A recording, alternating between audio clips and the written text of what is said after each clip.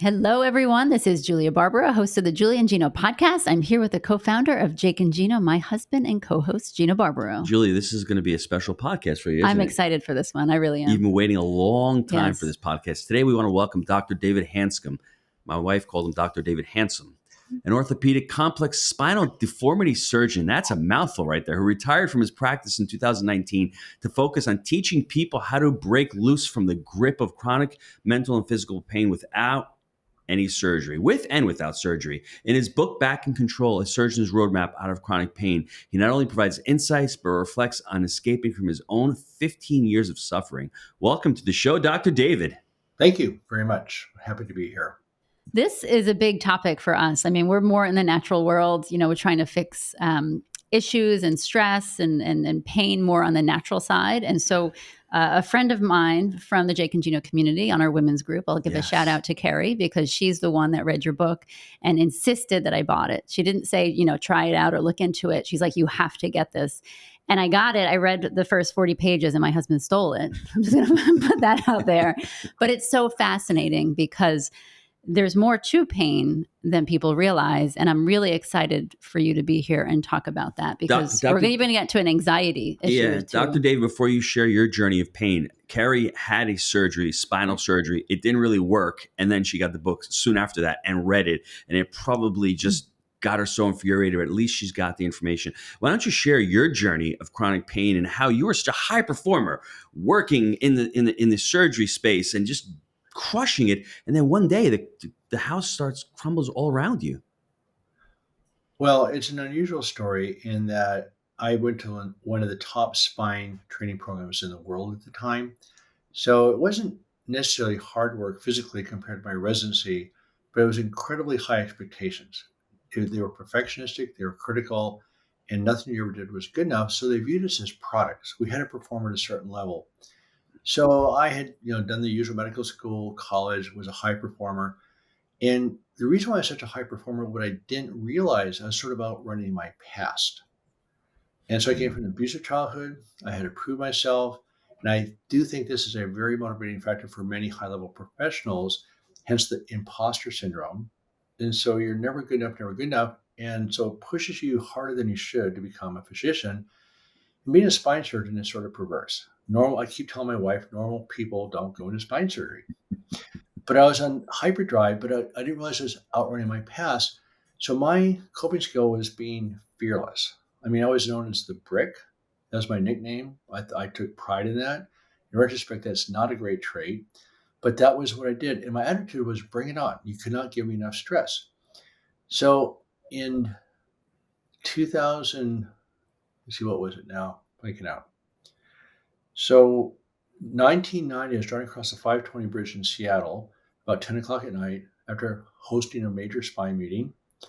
And I was coming into the on-ramp and I had a panic attack. I'm going, what is this? So I was so good at suppressing anxiety, I didn't even know what it was. In fact, I had a patient come into my orthopedic ward when I was a resident with an anxiety disorder, and I had to look it up. I didn't know what the word meant. So I went from no anxiety, bring it on, unbelievable amount of stress. And the more stress there was, the more pride I took in bring it on. So all of a sudden I'm driving down the bridge and I couldn't breathe. My heart started to race. I began to sweat. I felt like I was going to die. Totally blown out of the water. I did not know what was happening. So I had to look that up. So it was a panic attack. So that started a 13-year nosedive into the deepest chronic pain you can imagine. I had migraine headaches, ringing in my ears, feet burning, my scalp was itching, skin rashes over my entire body, coming and going. I had severe anxiety, depression, developed a full-blown obsessive compulsive disorder, manifested by multiple intrusive thoughts. And I had 17 different symptoms, 17. And by 1997, I descended into full-blown obsessive compulsive disorder. By 2002, I was actively getting ready to commit suicide. I have 20 medical colleagues dead from suicide. And I've thought this for a long time, that the worst part of this whole ordeal, in spite of all the physical pain and symptoms, was the unrelenting thoughts. The inability to escape my unpleasant thoughts blew me away. So of course, more panic attacks, more anxiety. And so the two things that were the worst part of the thing, I became very socially isolated, which was crushing. Then this inability to escape my thoughts is what really almost drove me to suicide. Mm. And I have 20 medical colleagues that I know personally that have committed suicide. And now I'm writing a book on what's called ruts, repetitive unpleasant thoughts. So I didn't realize for a long time, I thought anxiety was a psychological issue, could not have been more wrong. And that's where medicine's actually missed it. It took me about 15 years to figure out by my own experience, patient's experience, and then going into the literature that anxiety is just a sensation generated when you're in fight or flight. Mm-hmm. So something threatens you, how do you feel? Anxious. My cat has the same reaction, but she doesn't have language. Mm. The problem with treating anxiety psychologically is that the survival reaction is 1 million times stronger than your conscious brain. Your unconscious brain processes about 40 million bits of information per second. The conscious brain processes 40. So mind over matter doesn't work. You can't control it. As a friend of mine, Bruce Lipton, points out that anxiety and anger are hardwired, automatic survival reactions that we have no control over. Bam. Then when your brain's fired up in fight or flight, then these thoughts can fly out like crazy. So then the thoughts themselves fire up fight or flight. So what's evolved is what I call dynamic healing, where there's 3 parts of staying alive for every living creature. You have your circumstances or your challenges or stresses. You have your nervous system that processes all the sensory input, including your thoughts. Then you have your physiology or body's chemical state, which can be in fight or flight or safety that we call rest and digest. So they're necessary survival reactions. You have to have fight or flight to survive. It's a gift. Mm.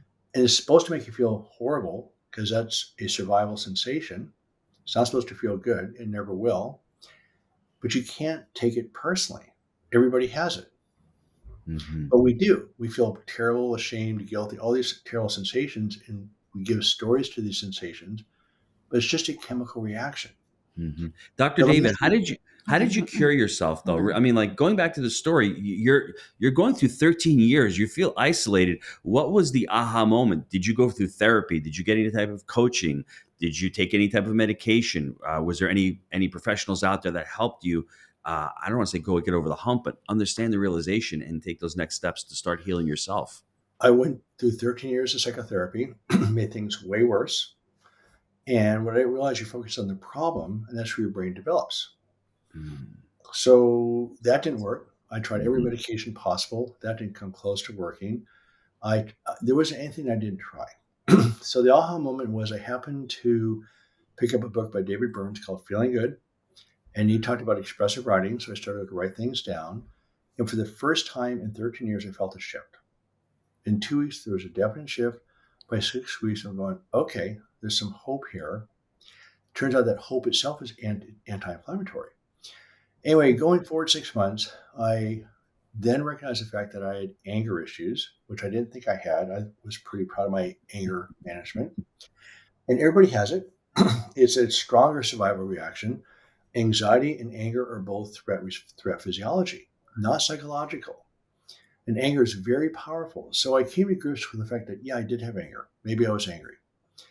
And within about 6 months, every one of my symptoms disappeared. I have no OCD, I don't have anxiety, I don't have depression, I don't have skin rashes, my migraines are gone, my feet don't burn, my ears don't ring. It's gone. Wow. So there's a term in medicine called medically unexplained symptoms, MUS. And it cannot be more wrong. To say, well, we can't find anything wrong, have a good life. Everything's Mhm. wrong. Your entire body chemistry is on fire. So I just want to explain what happens when you're in fight or flight for a second. So again, like I mentioned before the podcast, people think stress is psychological, right? So thought to the input, that's the psyche, and your emotions or the physiology is what you feel. But in fight or flight physiology, your stress hormones go up. So your heart rate's up, breathing's up, sweating's up, etc. But your inflammatory cytokines go up, the little molecules that communicate in the body. So your entire body's inflamed, including your brain. Your brain's inflamed. Half your brain is glial cells, your brain itself is inflamed. then your neurotransmitters go from calming to excitatory. Then finally, your body's consuming fuel. Instead of refueling the tank, you're actually consuming fuel. So the number one factor that determines chronic disease, mental and physical, is sustained threat physiology. Again, physiology just means how the body functions as opposed to the structure. Mm-hmm. Let me go back to the expressive writing because that's really important. I started a few weeks ago, and I found that I love writing down, 5 to 10 minutes a day. And I'm not writing down just my negative thoughts. And by the way, I found out a few months ago that I also exhibit and have anger as well. I thought I was just snoring. I could have told you that. It's just, You didn't have to, I probably have told me that. I just had it shoved down forever. And then, you start going to these couples coachings and you start talking about your feelings and emotions and looking back towards your past. But the expressive writing for me, every day I've been doing it for like the last 3 weeks. I actually have a lot of gratitude. I have many of these small problems, but all of a sudden I'm writing out, man, I do have an awesome wife. She drives me nuts sometimes, but she's amazing. I've got a great team here. I'm closing a deal. I've got 6 kids. 3 of them are really set their futures. The other 3 are great. Can you talk about expressive writing and how somebody should implement that in their lives? Because that seems like that was the turning point for you as well. Well, first of all, let's make it really clear that there's never one solution. Mm-hmm. Okay, expressive writing is only the starting point. Only the starting point. Mm-hmm. It is not the solution. But it breaks things up, and there's a book here written by Dr. James Pennebaker. He published the first paper in 1986. It's called Opening Up by Writing It Down. And he just documents the effectiveness on the body of expressive writing. You drop down inflammatory markers, wounds heal faster, the viral load drops down, you have less cardiac issues after a heart attack, anxiety, depression, school performance all go up. And we've actually interviewed him a few times on our scientific roundtable, and we asked him how it works, and he doesn't honestly know, but he discovered inadvertently is that everybody has secrets. Everybody. I mean, things we don't like to talk about, funny thought patterns, things we've done. And it takes a lot of mental energy to keep these secrets under wrap. And so what happens, you don't have to confess it to a priest or to a psychologist. You simply write it on a piece of paper. And the reason why you tear it up is for 2 reasons. One of them is to write as freely as you can. In other words, the more emotional expression you can get into it. And again, basically most research has been done on negative writing, but it turns out that writing in general is simply a thought separation exercise. Mm-hmm. Your thoughts are here, you're here. So I'm now convinced you have no control over your thoughts. 0. And any attempt to control your thoughts actually fires them up even more. So, and the same thing to write about is as you write, all these issues come up. They're not issues. They're just thoughts. Mm-hmm. So as you tear them up, you're writing with freedom. You're not analyzing them. It's just an exercise. I mean, obviously you can do creative writing, but the people that hold on to the writing actually, as one of my colleagues says, hold on to their pain. Yes. So you identify with your thoughts, but they're just thoughts. So let's go back to the repetitive, unpleasant thoughts, the OCD type stuff. Is considered incurable. I'm fine. I've helped dozens of people out of this really severe hole. People that go through the process we'll talk about later called the DOC journey, direct your own care journey. It's a sequence that allows you to understand the problem, to start calming things down, improve awareness. Then you get to the anger issues. Every person that heals has crossed the anger threshold. Mm-hmm. And I don't like the word forgiveness. I had a big discussion with the author of the book, Dr. Fred Luskin, about forgiveness, forgive for good. That's a whole different topic, but forgiveness is too big of a word. There's things every day that happen that irritate you. So you just learn to feel the hit, and then there's ways of processing it. So again, the expressive writing is the starting point. It creates an awareness. Mm-hmm. But the key issue for changing your brain, which is the real solution, is awareness, which the writing does. You've separated from the thoughts that are here, but then you have to redirect. Now, if you redirect first to distract yourself, your inflammatory markers go straight up. So going back in the conversation, the essence of chronic disease, mental and physical, including pain, is sustained exposure to threat physiology. Your body's fired up, it breaks down. We've known forever that chronic stress kills people. People die 7 years earlier. Cancer, heart disease, osteoporosis, autoimmune disorders are all from sustained stress. So again, reiterating one point, stress is not psychological. It's your total body's reaction to a threat, any threat. Mm-hmm. Again, my cat has the same reaction. Her whole body fires up. She does have consciousness, but she doesn't have cognition. So what we have as adults is, quote, self-esteem. We have the stories about our life that mostly are made up of cognitive distortions. Mm-hmm. Again, that's a different topic, but we defend our view of ourselves in relationship to the world, which takes a lot of energy. So briefly, the 4 real steps of healing are simply called thought diversion, where you do expressive writing, mindfulness, cognitive restructuring, all change your thought patterns. But the biggest issue that's been missed by the mental health world and medicine is the physiology. When your brain's on fire, these thoughts come out like crazy. You can't stop them. So thoughts fire up the physiology or the brain. Then the brain fires up the thoughts. But there's so many other things in life that can fire up the brain that you have to learn how to calm down the brain as a separate entity. Then the thoughts start to diminish. So the first step is thought diversion. And again, it's too big of a topic for today. But leg 5 of my process talks about anger processing. So calming down the nervous system is really key. The third step, where the healing actually occurs, is neuroplasticity. You put your brain into circuits that you enjoy. So it's like becoming a professional, living your life. You're not trying to fix your pain. You're trying to learn skills to process adversity better and to nurture joy. They're 2 separate skill sets. Then the final step is, as you go through this process, your ego starts to dissolve. Mm-hmm. Well, that's amazing. It's interesting because this may seem ridiculous to some, but some of them are like, thank you for asking. I know, listening. A lot of people have never really sat with their thoughts before. And that's why we leave the TV on. There's constant noise. A lot of people they're actually in pain sitting in silence because their thoughts are too overwhelming. Right. Can you just talk to them for a second? And this sounds silly, but not to most people, maybe many people. Can you give them an example of a reoccurring thought, maybe that they could say, okay, I get it now? Because I'm telling you, I know many people that literally cannot sit in silence because it's too painful for them. First of all, I think this is way more common than acknowledge. OCD affects about 3 to 4% of people. I think it's everybody. Mm-hmm. Now, it can be sort of minimal, not a big deal. Most people, I think, comes into a disruptive mode. Some people, it's pretty disturbing. But with my patients in chronic pain, these thoughts are pretty intense. And so one of the exercises that people do is actually just sit still, do nothing, and just be with your thoughts for as long as you can tolerate. Because remember, you can't conquer these thoughts. You're not going to do this. You're not going to just muscle your way through this. So you just sit with your thoughts as much as you can tolerate. Because the number one factor in healing is be nice to yourself. Yeah. So you're with the thoughts, you can't tolerate them. Okay, maybe it's a minute, maybe it's 30 seconds, maybe it's 5 minutes, whatever it is. You can only tolerate your thoughts for so long because they are painful. So that's one exercise to consider. The second thing is you're not alone. This is incredibly common.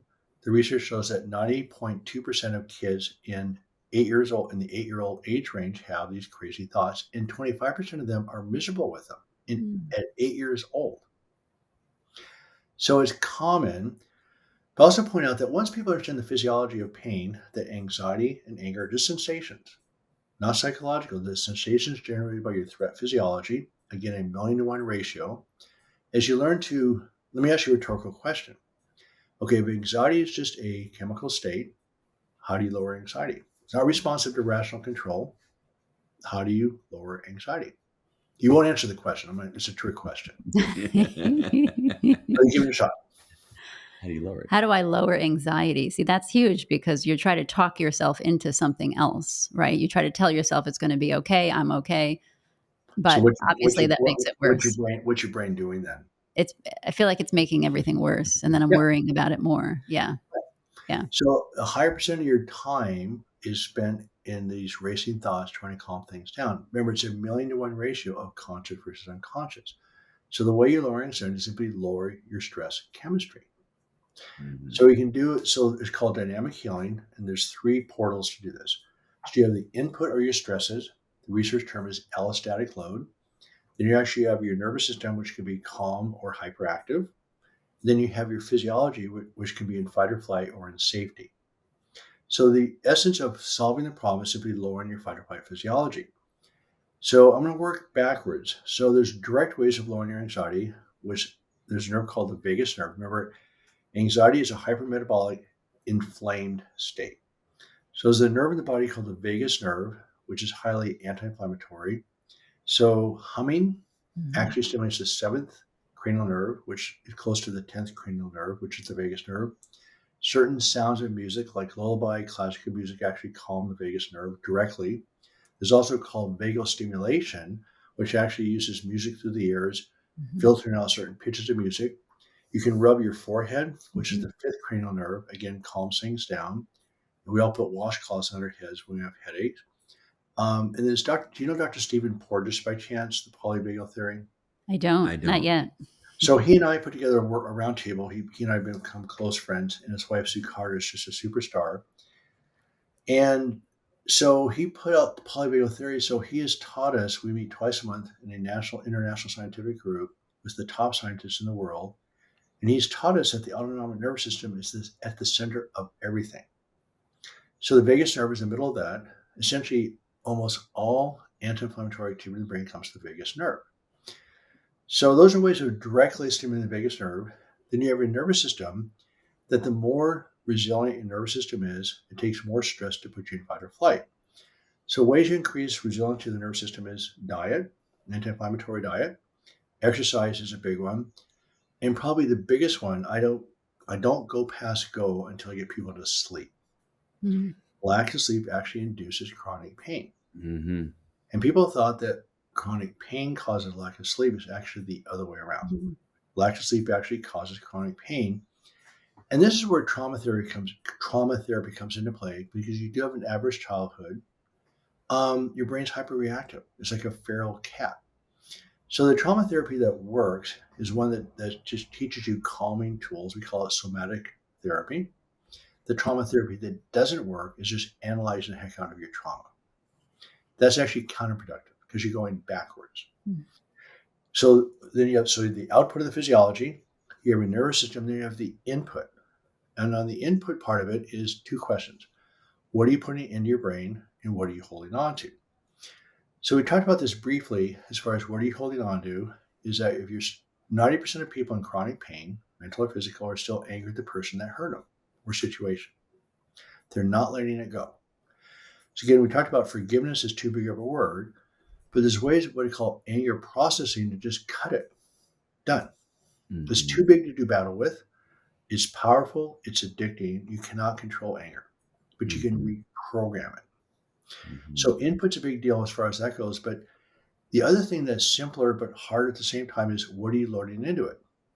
So the cardinal rule of treating chronic pain is no discussing your pain, period. Anybody, especially your family. That's hard for a lot of people. I'm going to tell you. It's hard for my husband. The victims out there they're saying, how can I do that? That's all I think about. I have to share my pain with everybody and let everybody know. So that's a really difficult one for a lot of people. Absolute. It's a great challenge. Absolute. Yeah. No, you cannot move forward. I mean, we talk about the expressive writing being a mandatory step. Yeah. The other mandatory step is you simply cannot discuss your pain, period. Mm-hmm. Period. Mm-hmm. Not even a little bit. Now, you can just let your provider know for maybe 30 seconds what's going on, but that's it. Mm-hmm. Mm-hmm. And I also found out, and I always remember, I'm guilty as charged.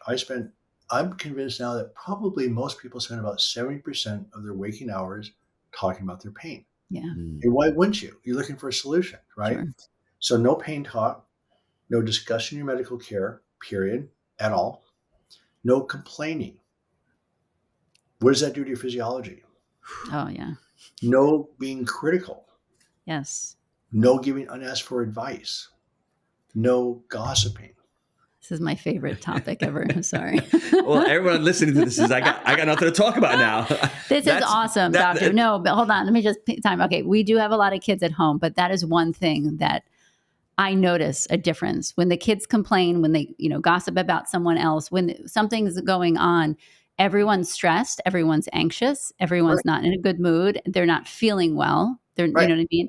And it is a huge difference. It's a challenge. And I do challenge everyone to take a look at what you're saying to people, what you're talking about, what you're letting other people say to you. Because if you're around people that constantly criticize other people and gossip, you're taking that in, and it is affecting your health. So what you're saying, Julia, is if you're going to give me a problem. Instead of giving me the problem, give me the solution. That's what we try to do in business. I know the problem is here, Yeah, but what's the exactly. solution? Right.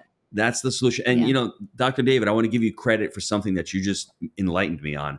When I sing opera to my wife, I see that she lights up. It's got to be Vegas nerve. It's When a I sing slight, you, it's embarrassment, but it's So okay. what is that? I missed that. What did you say? oh, I My sing. husband's- I'm an opera singer. I've My been singing husband's for a couple of years, and now Okay, yeah. now you hear. Now But I do have see to, something enlighten me is that when you do stuff like that, I start humming and that's doing something to my vagus nerve, which is trying to calm my stress down. So I'm stressing you out and I'm making you feel good at the same time. I'm not before we making go you anywhere, I stressed. want to talk about children and families because, Okay. we talk about the business world and the high level stresses, but there are moms at home with kids. And I actually had my kids do the writing exercise. They decided to burn it because they like fire. I don't Right. know if that's the same thing. I'm No, sure we that's do fine. that. Actually, no, Yeah. it's a good one. They thought it was amazing. I mean, I'm talking like my 8-year-old, my 12-year-old, 13, all the way up. They thought it was incredible. And I think that's another thing is that we as parents, and maybe in school too, we if the kids say something or are afraid of something, we just push them through it. Yes, like don't be afraid, just do it, just go out. You know what I mean? And we don't really teach them about their thoughts and what to do with them. I feel like we're not training them correctly to be adults. So can you talk a little bit about that? I would love to do a separate podcast on the family because the last 2 years of my practice was almost exclusively focused on the families because the families are the strongest triggers by far. And so, especially with chronic pain. So I'll briefly give you some overviews of what to do with the family. So first of all, none of the pain talk we just talked about, nothing. Second thing is you create a safe zone in your house that's unequivocally safe no matter what. People can go there relaxed. They don't have to be threatened by somebody being in a bad mood. So if you get into an argument, go outside, get it out of the house.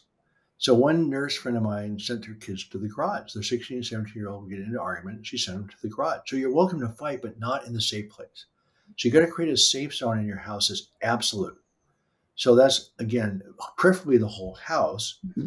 Then weekly family meetings, create structure, rotate who runs the meetings, create an agenda, run it, again, like a business, right? It's a business of living life. So the family gets involved. Everybody has their role in making this happen. Then there's a book out there I've given to hundreds and hundreds of people called Parent Effectiveness Training. Have you heard of this book? Yeah. I bought it. My kids were like, what is this, Mom? What are you trying to train us? Because of course, they opened it. So yes, I do have it. Yeah, I just rebought it myself. I probably read the thing 25 times. Yeah. Read it when my son was about a year old. Completely changed everything. And I learned it from my cousin who had 4 children under the age of 6. And these kids didn't squabble. They didn't fight. He didn't have to discipline them. Because what it does, it takes away the power struggle. Okay, none of us like to be told what to do, right? Yeah. Why would your kids, especially your kids? Yeah. But we do it. But one concept I'd like to convey today is that, okay, a kid gets anxious and frustrated. They have no control. Okay, so it's a massive reaction. It feels bad. So what do? We discipline them. Okay, so we're teaching them to suppress. We know that suppressed thoughts actually have more impact on your nervous system than expressed thoughts. So what we've done, we've really fired up their physiology. We really fired up their anxiety. So what we need to teach kids is self-regulation skills. Remember, you cannot control anxiety and anger, but you can regulate it. So again, things we just talked about. You give the input, the nervous system, the output, and all of them are in play every day. There's no one and done. These become automatic. And like I mentioned before, become a professional at living your life. So don't go into why you're having troubles from the past, analyzing this, and this, or how to fix it cognitively. The bottom line is there's a bunch of ways just calming down your physiology.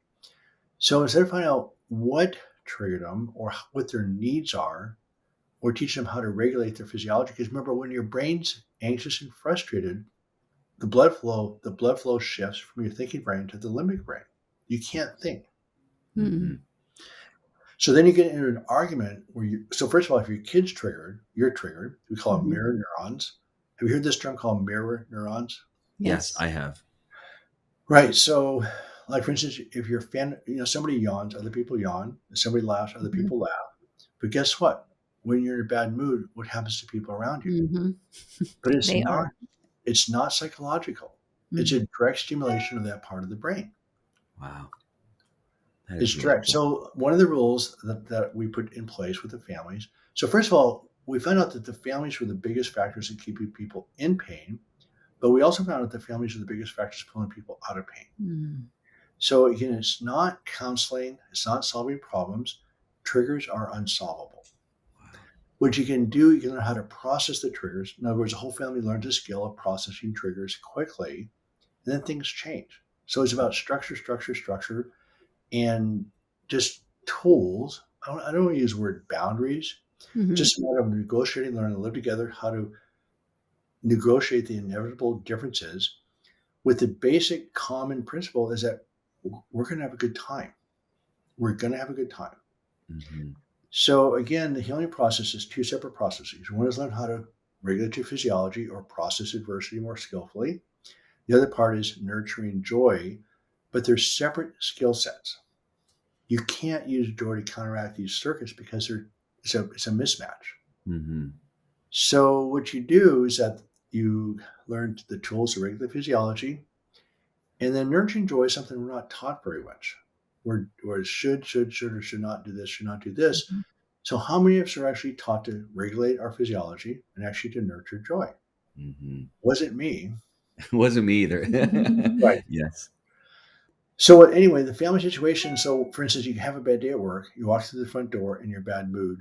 What do you think that does to your family? Yes, I experienced this the other day. I did it to my wife. She's like, "What's wrong?" I'm like, "I'm having a rough day," and I know exactly what you're talking Well, a about. lot of us just ignore it, really forget it. Dad's in a bad Yeah, I mood, was in and a everyone's yeah, sitting there. and And so I actually went over and I addressed it, which is yes, very unusual. yes, So yes, Um, here's my strong advice. Don't walk in the front door yet. Don't yes. until you've done your self-regulation skills yourself. mm-hmm. And don't no exceptions to this either, where it's like, see, 90% of the time you're in a good mood, great. But see, it's the unpredictability that's the problem. It's intermittent reinforcement that's the problem. So if you walk in the room in a good mood 90% of the time and 10% of the time you're in a bad mood, nobody knows exactly which person's walking through the door. So Mm, anxiety was just you walking through the door. yes. So, take a break, go for a drive, go for a walk, do expressive writing at work. Don't bring any work troubles at home. That's complaining. Mm. Zero. And my wife actually taught this to me. I had all these stresses and I'd bring them home and I'd talk to her about it. And one day she just said, stop. These are not my problems. I'm going, what do you mean? You're my wife. These are supposed to be your problems. She goes, no, they're not. So again, if you make your house a sanctuary of safety, bringing your work troubles home doesn't do that. Mm. So if you're in a bad mood, don't walk in the door. Just wait till you calm down. Whatever you Mm-hmm. have to do. Yeah. There's nothing you can do to compensate from walking in the front door in a bad mood. Mm-hmm. Dr. David, before we wrap up the show, what do your colleagues think of all this research you've Mm. done? The ones who are actually in the medical profession doing these surgeries, and they must be saying, "Hold on a second, what does this have to do with it? I see the fifth vertebrae is out. This needs to be operated on." Yeah, it's a mess. I mean, spine surgery, I quit my practice because I've seen hundreds and hundreds of patients go to pain free. My own experience, duplicated multiple times, many venues, and no risk of surgery. Then do you know what the success rate of a back fusion for back pain is? Just take a guess. I thought it was 90% at one point because I was one of those aggressive Wow. surgeons. Oh, Yeah. success. I would say 20%. It's about 20%.